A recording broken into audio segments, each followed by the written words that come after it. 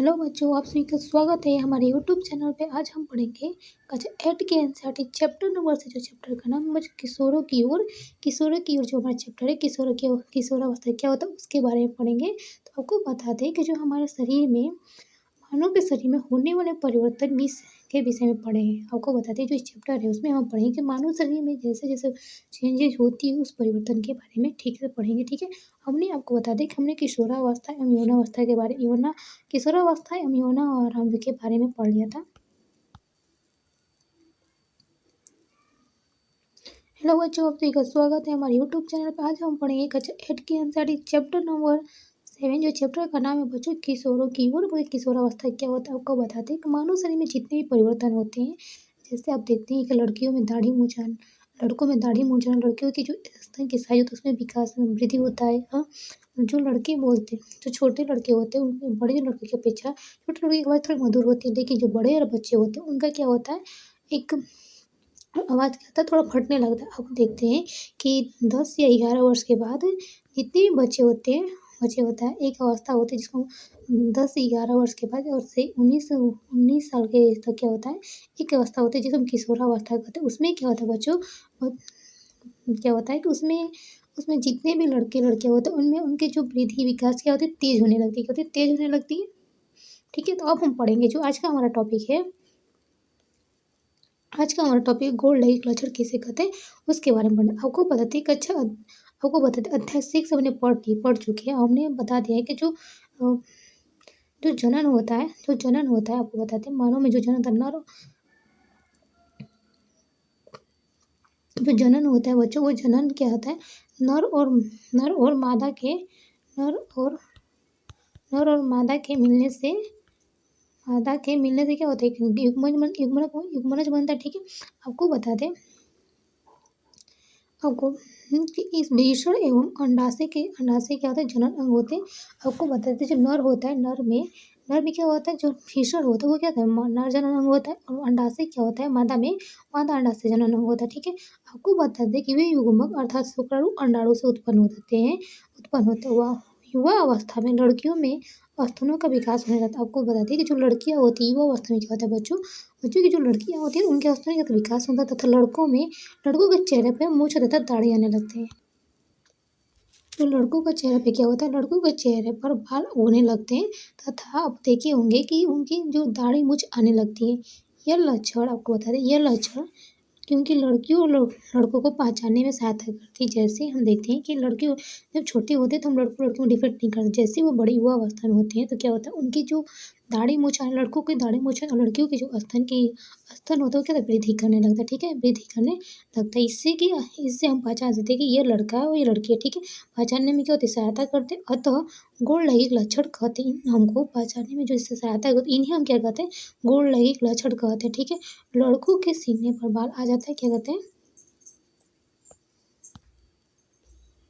हम क्या कहते हैं कि लड़कों को, जितने भी लड़के होते हैं बच्चों, क्या होता है उनके सीने पर बाल आ जाता है। और लड़कियों की दोनों की बगल में और जांघें के ऊपरी तथा यूबिक क्षेत्र में बाल आ जाता है। आपको देखते होंगे कि लड़कों चाहे लड़कियां दोनों की जो कंधे की साइड के जो होता है और जो हमारी जांघ के ऊपरी भाग तथा यूबिक के क्षेत्र में क्या होता है, बाल आ जाता है। ठीक है, आपको बता दें बुझो और पहेली दोनों ही यह जानना चाहते हैं कि यौन आरंभ में होने वाले परिवर्तन का आरंभ कौन करता है। आपको बता दें, अब बुझो या पहेली ये जानते हैं कि जो यौन आरंभ हम होते हैं उस समय इतने परिवर्तन होता कैसे, उस परिवर्तन कहाँ से इस आरंभ होता है। ठीक है, तो आपको पता है किशोरावस्था में होने वाले परिवर्तन हार्मोन द्वारा नियंत्रित होता है। आपको बताते हैं जितने भी देखेंगे किशोरावस्था में होने वाले परिवर्तन हार्मोन द्वारा नियंत्रित होता है। आपको बताइए हार्मोन रासायनिक पदार्थ है, यह अंतःस्रावी ग्रंथियों तथा अंतःस्रावी तंत्र द्वारा स्रावित किया जाता है। आपको बताते हैं कि ये जो हार्मोन है वह हार्मोन अंतःस्रावी ग्रंथियों अथवा अंतःस्रावी तंत्र द्वारा क्या होता है, स्रावित होता है बच्चों।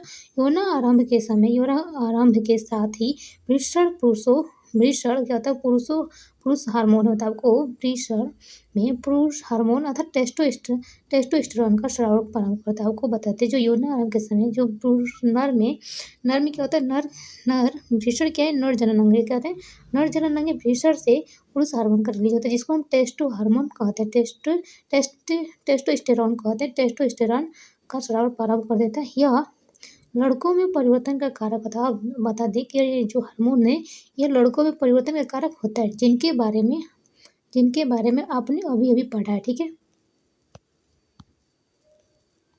इनके बारे में क्या क्या हमने अभी अभी पढ़ा, आपको बता दें। उदाहरण के लिए चेहरे पर बाल का आना, हमने देखा है जो लड़के में चेहरे पर बाल आ रहा था वो किस हार्मोन की, जो टेस्टो हार्मोन क्या रिलीज होता है उस समय किशोरावस्था के समय, तो क्या होता है लड़कों के चेहरे पर बाल आने लगता है। आपको बता दें लड़कियों में यौन आरंभ के साथ ही अंडाशय द्वारा स्त्री जो हार्मोन अंडाशय से स्त्री हार्मोन जी अथवा एस्ट्रोजन उत्पादित करना प्रारंभ हो जाता है। प्रारंभ इस किशोरावस्था में ही जो लड़कियों के यौन आरंभ के समय अंडाशय स्त्री हार्मोन या एस्ट्रोजन का उत्पादित प्रारंभ करना स्टार्ट हो जाता है, जिससे स्तन का विकास होने लगता है, जिससे जो उनकी स्तन होता है वो विकसित होने लगते हैं। हाँ, दूध स्रावी ग्रंथियाँ तथा दूध ग्रंथियाँ स्तन के अंदर विकसित होती है। आपको बताते हैं दूध स्रावी ग्रंथियाँ क्या होती है, स्तन के अंदर विकसित होती है। इन हार्मोनों के उत्पादन का नियंत्रण एक अन्य हार्मोन भी करता है। आपको बताते हैं इन हार्मोनों का जो नियंत्रण करता है एक अन्य और भी हार्मोन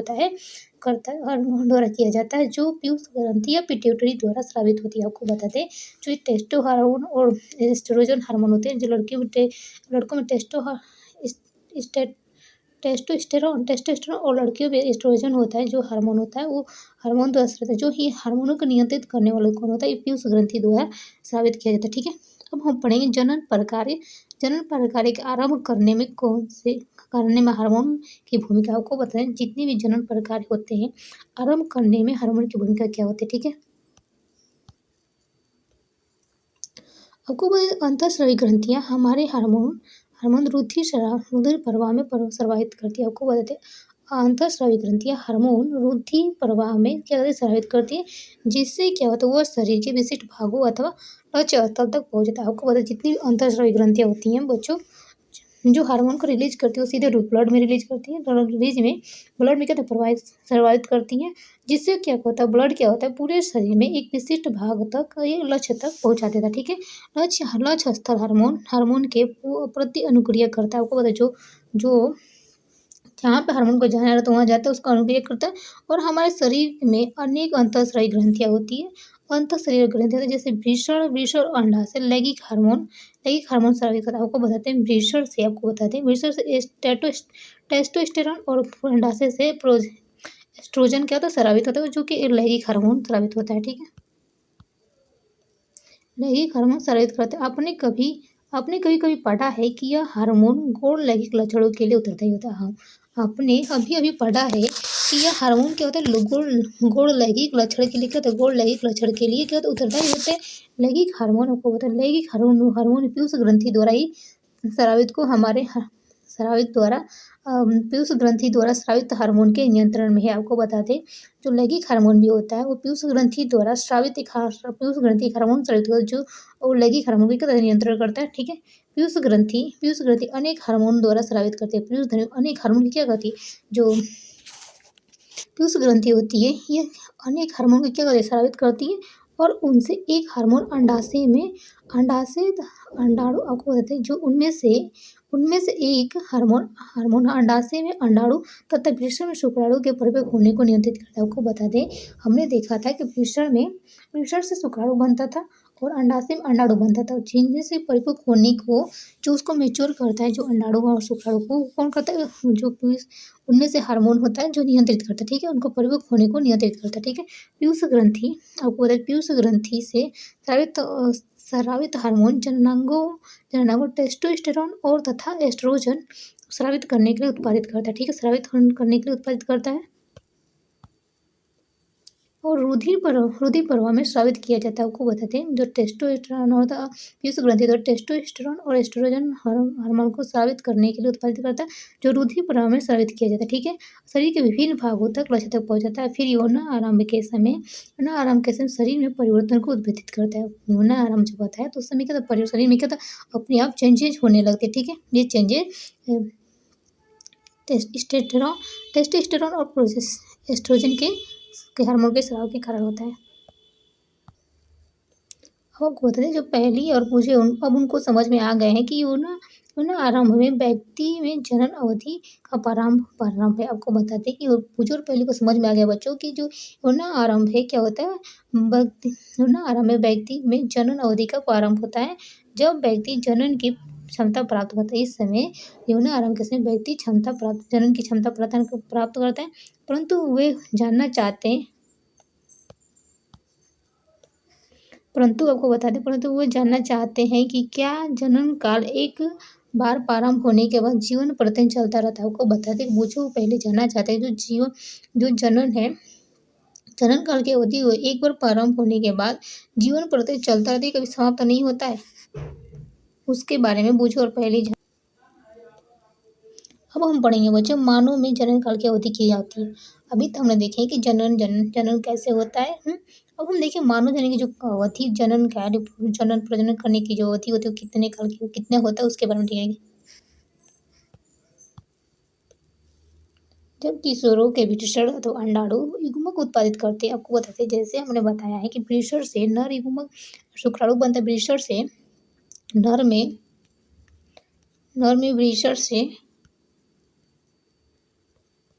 वृषण से शुक्राणु क्या बनता है, शुक्राणु बनता है। और मादा में बता दें मादा में अंडाशय से अंडाणु उत्पन्न होता है जो युग्मक उत्पादित करते हैं। तब ये जनन के योग हो जाते हैं। युग्मक की परिपक्वता एवं उत्पादन की क्षमता पुरुषों में स्त्रियों की अपेक्षा अधिक होती है। आपको बताते हैं जो युग्मक बनते हैं उनमें जो परिपक्वता जो उत्पादन की क्षमता होती है पुरुषों में स्त्रियों की अपेक्षा अधिक होती है, अधिक अवधि होती है। ठीक है। स्त्रियों में जनन अवस्था का प्रारंभ यौन आरंभ के 10 से 12 वर्ष की वय में हो जाता है। आपको बता दें स्त्रियों में क्या होता है बच्चों, स्त्रियों में क्या होता है जनन अवस्था का जो प्रारंभ होता है स्टार्टिंग समय होता है यौन आरंभ के 10 या 12 वर्ष की वय में हो जाता है। ठीक है। सामान्यतः आपको बताते 40 से 45 वर्ष की वय तक चलता रहता है। जो यौन आरंभ के समय होती है 10 से 12 वर्ष की एज में स्टार्ट होते हैं और 40 से 45 वर्ष की वय तक चलता रहता है। ठीक है। यौन आरंभ में पर अंडाणु परिपक्व होने लगते हैं। यौन आरंभ में क्या होता है अंडाणु क्या होता है परिपक्व होता है। अंडाशय में एक अंडाणु परिपक्व होता जाता है लगभग 28 दिन या 30 दिनों के अंतराल पर किसी एक अंडाशय द्वारा निर्मोचित हो जाता है। ठीक है। इस अवधि में गर्भाशय की दीवार मोटी हो जाती है। आपको बताते हैं इस समय में गर्भाशय की जो दीवार होती है मोटी होती है जिससे वो अंडाणु के निषेचन के पश्चात युग्मनज को ग्रहण कर सके जिससे वो अंडाणु को निषेचन जब हो जाएगा तो उसके पश्चात क्या युग्मनज को ग्रहण कर सके जिसके फलस्वरूप गर्भधारण होता है। आपको बता दें जब गर्भधारण होता है तो यदि अंडाणु का निषेचन नहीं हो पाता तब क्या होता, तब उस स्थिति में अगर अंडाणु का निषेचन नहीं हो पाता तो क्या होता, तब उस स्थिति में अंडाणु तथा गर्भाशय का मोटा स्तर उसी रुधिर वाहिकाओं सहित निस्तारित हो जाता है। आपको बताते हैं अंडाणु अथवा गर्भाशय का जो मोटा स्तर बनता है उसकी रुधिर वाहिकाओं द्वारा सहित क्या होता है बाहर निकल जाता है जिससे स्त्रियों में रक्तस्राव होता है जिससे ऋतुस्राव अथवा रजोधर्म कहते हैं। रक्तस्राव लगभग 28 से 30 दिन में एक बार होता है। आपको बता दें तो ऋतुस्राव लगभग 28 से 30 दिन में एक बार होता है। पहला ऋतुस्राव आपको बता दें जो पहला ऋतुस्राव होता है यौन आरंभ में होता है। यौन आरंभ में क्या होता है पहला ऋतुस्राव क्या होता है पहला ऋतुस्राव यौन आरंभ में होता है जिसे हम रजोधर्म कहते हैं। लगभग आपको बता रजोधर्म लगभग 45 से 50 वर्ष की वय में ऋतुस्राव होना रुक जाता है। आपको बताते लगभग 45 से 50 वर्ष की वय में जो ऋतुस्राव होना रुक जाता है। ऋतुस्राव के रुक जाने को रजोनिवृत्ति कहते हैं। ऋतुस्राव को रुक जाने को रजोनिवृत्ति कहते हैं। आपको बताते प्रारंभ में ऋतुस्राव चक्र अनियमित हो सकता है। आपको बताते प्रारंभ में ऋतुस्राव अनियमित हो सकता है और तथा उनके नियमित होने से कुछ समय लग सकता है। आपको अनियमित हो सकता है तो तथा उसके नियमित होने में कुछ समय लग सकता है। अब ऋतुस्राव चक्र का नियंत्रण हार्मोन द्वारा होता है। जो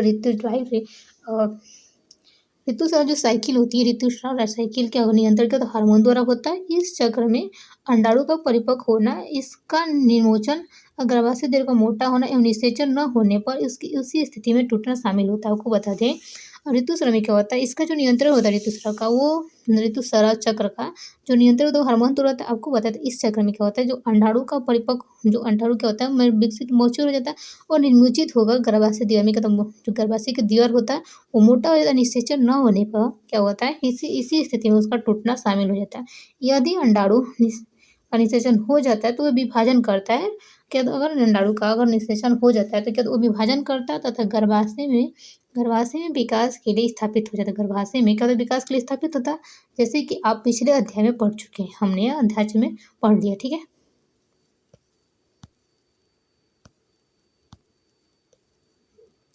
संतति का लिंग निर्धारण कैसे किस प्रकार होता है उसके बारे में पढ़ेंगे, ठीक है। पहले सोचती है कि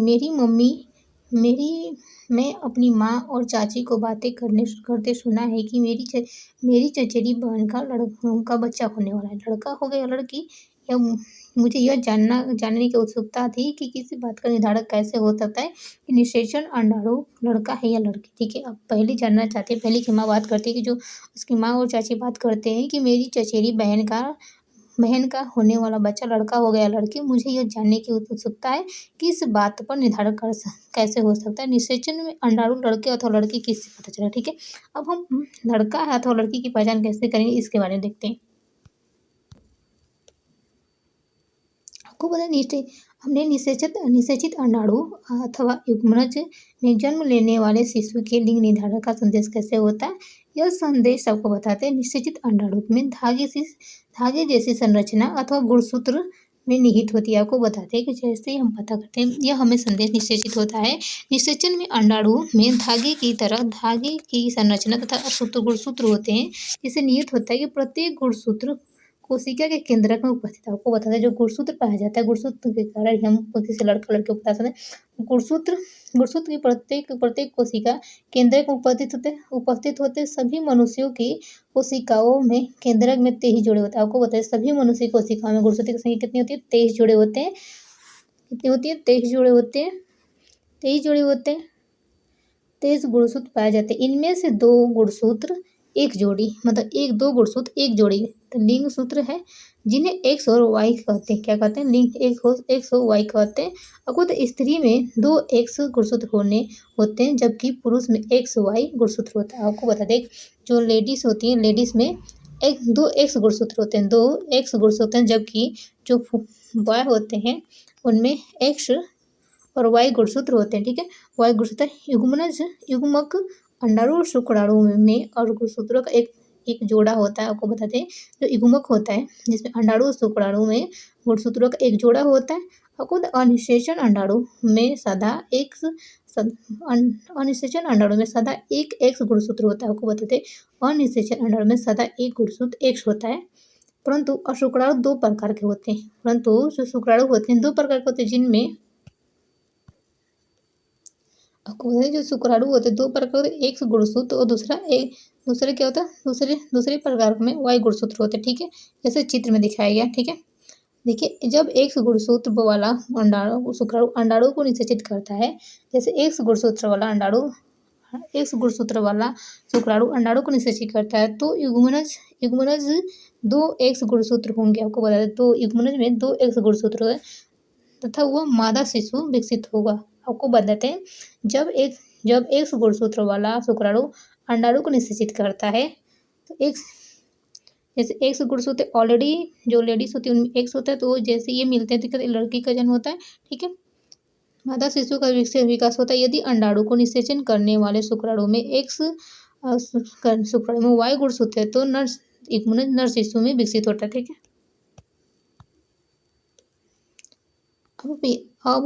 अब आप ये जान गए हैं कि जन्म से पूर्व ही शिशु के लिंग का निर्धारण उसके पिता के लिंग गुणसूत्र के द्वारा किया जाता है। आपको पता है बच्चों कि हम कैसे पता लगाएंगे कि जन्म से पूर्व शिशु जो है उसका लिंग निर्धारण कैसे होगा, उसके पिता के लिंग गुणसूत्र द्वारा किया जाता है। यह धारणा है कि बच्चे के लिंग उसकी माँ उत्तरदायी है। आपको बता दें कि बच्चे के लिंग के लिए उसकी माँ उत्तरदायी है। पूर्णतः निर्धारण एक अन्य संगत है, जो पूर्णतः निराधार है एवं अन्य संगत है, ठीक है। वीडियो कैसा लगे, बस वीडियो अच्छी लगे तो वीडियो को लाइक और शेयर और सब्सक्राइब करना प्लीज़ ना भूलें। और दूसरा टॉपिक है हमारा, अगला टॉपिक हम कल पढ़ेंगे लिंग हार्मोन के अतिरिक्त अन्य हार्मोन। आपको बताएं लिंग हार्मोन के जो अतिरिक्त हार्मोन है उसके बारे में पढ़ेंगे।